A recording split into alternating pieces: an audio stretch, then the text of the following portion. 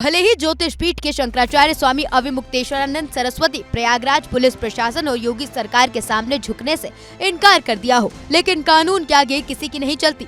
आखिरकार कानून का डंडा उन पर चल ही गया। जी हाँ, यौन शोषण के गंभीर आरोपों में घिरे शंकराचार्य पर अब एफआईआर दर्ज हो गई है। अदालत के कड़े रुख के बाद झूसी थाने में ये मुकदमा दर्ज हुआ।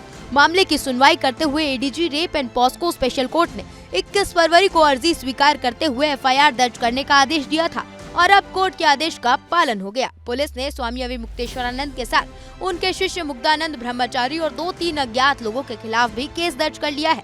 आखिर क्या है पूरा मामला और किसने लगाए हैं ये आरोप, चलिए जानते हैं इस रिपोर्ट में। दरअसल शिकायतकर्ता और जगत गुरु रामभद्राचार्य के शिष्य आशुतोष ब्रह्मचारी का आरोप है कि माघ मेले के दौरान 2 पीड़ित उनके पास आए थे, जिनमें से एक नाबालिग है और आरोप है कि उनके साथ दुष्कर्म किया गया।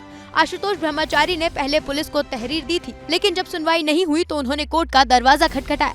इसी सिलसिले में शाकुंभरी पीठाधीश्वर आशुतोष ब्रह्मचारी महाराज ने 173(4) के तहत कोर्ट में अर्जी दाखिल की थी, जिसमें एफआईआर दर्ज कर सख्त कार्रवाई किए जाने की मांग की गई थी। आरोप लगाने वाले दोनों नाबालिगों के बयान 13 फरवरी को अदालत में वीडियोग्राफी के साथ दर्ज किए गए। कोर्ट ने पुलिस रिपोर्ट को भी संज्ञान में लिया और सुनवाई के बाद ये फैसला लिया।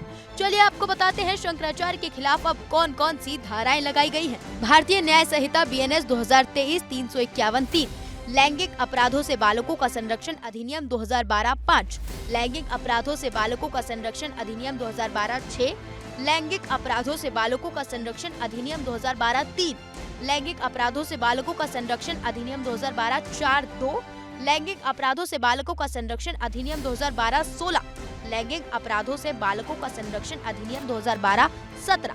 फिलहाल पुलिस का कहना है कि जांच शुरू कर दी गई है और साक्ष्यों के आधार पर अगली कार्रवाई की जाएगी। हालांकि शंकराचार्य साफ कह चुके हैं कि उन पर फर्जी केस लगाया गया है और अब सच क्या है वो जांच के बाद ही पता चलेगा।